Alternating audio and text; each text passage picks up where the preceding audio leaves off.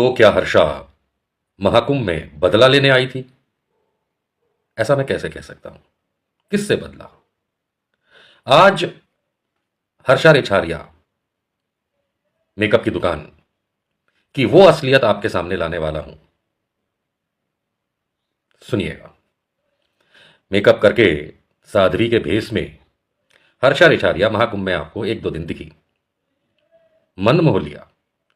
Media, social media, बाबा, आम जनता बस उसी तरह से पगला गई जैसे एक जमाने में पौराणिक कथाओं के हिसाब से जब मेनका आई थी तो विश्वामित्र हो गए थे। और भी बहुत तेरे उदाहरण हैं, चाहे वो हिंदी फिल्मों के धर्मेंद्र हों जो हेमा को देख के हो गए थे, या आम जीवन में भी बहुत सारे उदाहरण राजा रजवाड़ाओं के और अन्य भी आपको मिलते हैं। क्या किया जाए, चिकनी सूरत, मेकअप की दुकान, गोरी चमड़ी देख करके तो अच्छे अच्छों के तंबू खड़े हो जाते हैं। ये तो आप जानते ही हैं। तो ऐसा क्या हुआ कि मैंने आपको शुरुआत में ये कहा कि क्या ये मेकअप की दुकान हर्षा रिछाड़िया बदला लेने आई थी?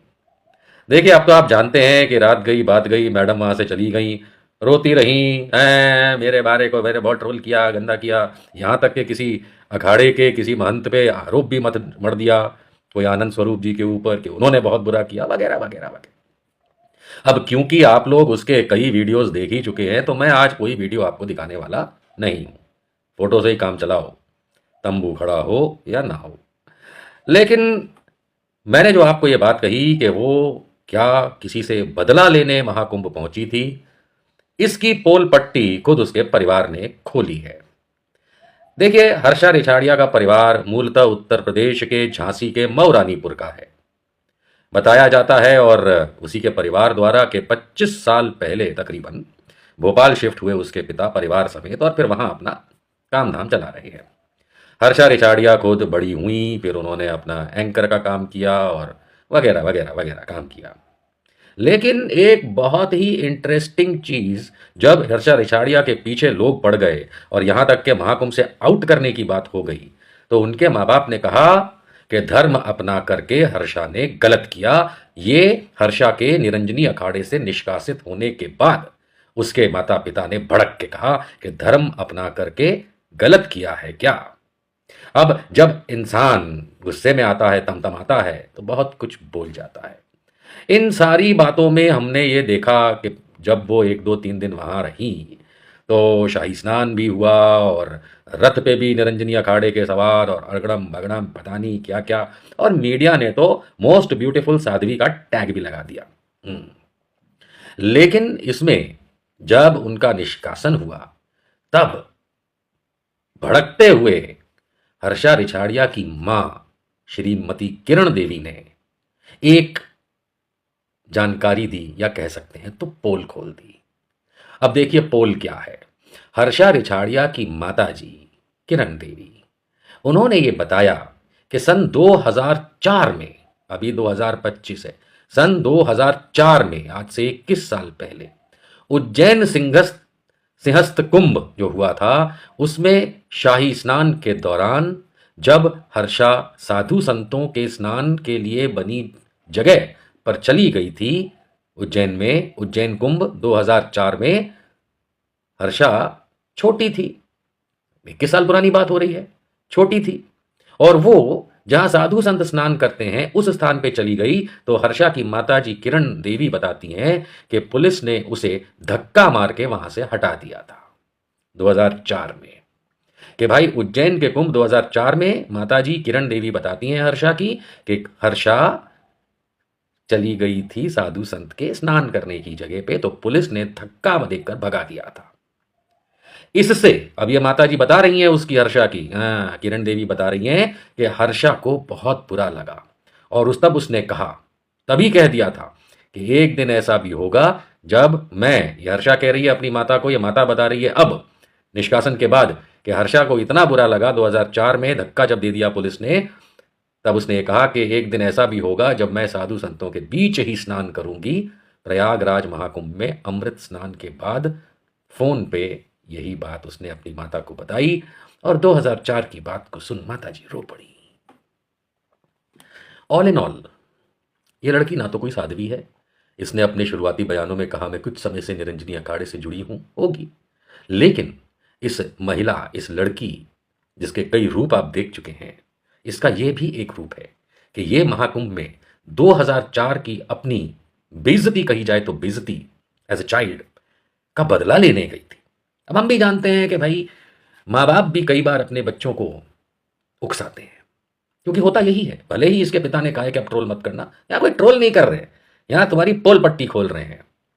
हकीकत ये होगी कि इस लड़की को हटा दिया गया होगा साधु संत के साथ नहाने के स्थान की जगह से, वहाँ स्नान नहीं कर सकते, तो इनके माँ बाप जो हैं इन्होंने उसका बदला लेने के लिए इस लड़की को इस ट्रैक पे डाला। बचपन में जब आप किसी को सिखाते पढ़ाते हो तो बच्चा वैसा ही बड़ा होता है। और 2025 में ये मेकअप की दुकान प्रयागराज में महाकुंभ में उसी बात का बदला लेने गई, ये इनकी माताजी की कथनी से साफ होता है।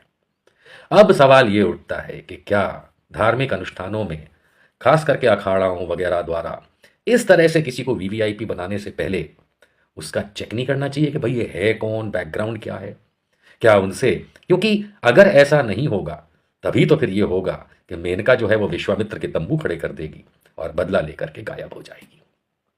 मैं साधु संतों से भी आह्वान करता हूं, किसी को वीआईपी बनाओ तो पहले जरा चेक कर लिया करो। अब तो चेक कर लिया ना, अब तो मालूम चल गया।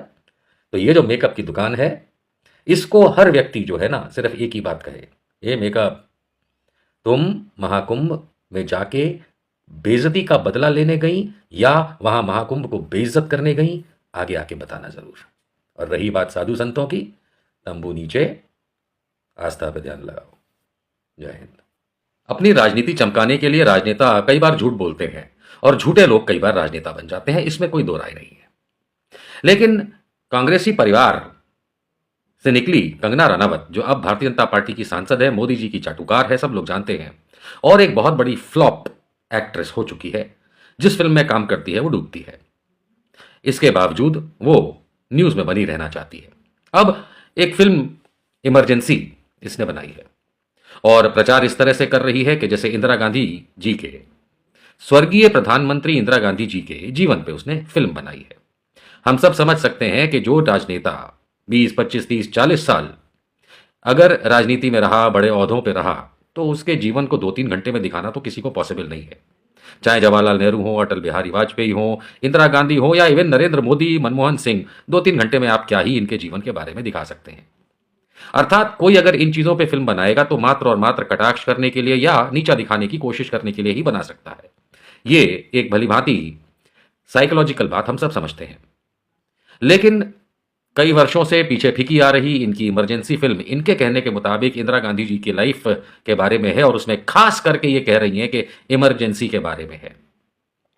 यानी ये स्वाभाविक सी बात है कि भारतीय जनता पार्टी की नेत्री और सांसद कंगना रनावत माननीय स्वर्गीय प्रधानमंत्री इंदिरा गांधी जी को नीचा दिखाने की कोशिश करेगी। अब ये बात मैं कैसे कह सकता हूं? बहुत से लोग ये तर्क देंगे कि हो सकता है कि उसमें सच्चाई दिखा रही हो सकता है कि ये कहा जाए कि भाई कांग्रेस वालों ने आज तक सच्चाई बाहर नहीं आने दी, इसलिए कंगना रनावत ये मोदी जी की छत्रछाया में रह के कर रही हो। वो बात और है कि क्योंकि इमरजेंसी एक कानूनी दावपेच में फंस करके, हम लोग जानते हैं कि 1975 से लेकर 77 तक कानूनी दावपेच में फंस के इमरजेंसी की जानकारी सब जग जाहिर है। ऑल्सो हम लोगों को यह भी पता है कि क्योंकि उस समय के जो छोटे बड़े नेता थे उन्होंने इमरजेंसी लगने के बाद, जब चुनाव हुए, जब इंदिरा गांधी हारी, जब सरकार बनी जनता पार्टी की, और उसके बाद अटल बिहारी की, और उसके बाद मोदी की, तो जितना ये लोग उल्टी कर सकते थे, उगल सकते थे, उगल चुके हैं। तो अब ऐसा क्या खास हो सकता है इस फिल्म के अंदर जो कंगना रनावत दिखाना चाहती है और ये कहती है कि शायद अब तक मोदी और अटल भी नहीं दिखा पाए और बता पाए लोगों को? मैं बताता हूं, यह समझने की बात है। क्यों? क्योंकि जैसे आपने एक फिल्म देखी थी कुछ साल पहले, कश्मीर फाइल्स, और उसमें भारतीय वायुसेना के जिस अफसर की बात दिखाई गई थी, उन्हीं की जीवित पत्नी ने फिल्म देखने के बाद साफ शब्दों में कहा था कि यह सरासर झूठी बातें दिखाई गई हैं। हम लोग जानते हैं कि फिल्म निर्माता जो हैं वो अक्सर झूठी मनगढ़ंत कहानियां दिखा के आप लोगों को उत्तेजित करने की कोशिश करते हैं, और वही काम पहले विवेक अग्निहोत्री ने किया था और अब कौन कर रहा है, कौन कर रही है? कंगना रनावत। अब ये बात मैं कैसे कह सकता हूं? इसके लिए तो फिल्म देखने की जरूरत भी नहीं है। क्यों नहीं है? आइए मैं आपको बताता हूं। सबसे पहले मैं हाल में ही, मेरे ख्याल से 24-48 घंटे हुए होंगे, एक इंटरव्यू दिया कंगना रनावत ने ANI को, जो कि न्यूज़ 18 पे भी चलाया गया। ये जो लगातार आप एक वीडियो साइलेंट मोड में देखे जा रहे हैं, इस में से मैंने दो बातें देखी और समझी। उनको जब मैंने जानता तो था ही, लेकिन फिर भी आपके बेनिफिट के लिए जब रिसर्च किया तो मुझे जब मालूम चला कि ये कितनी बड़ी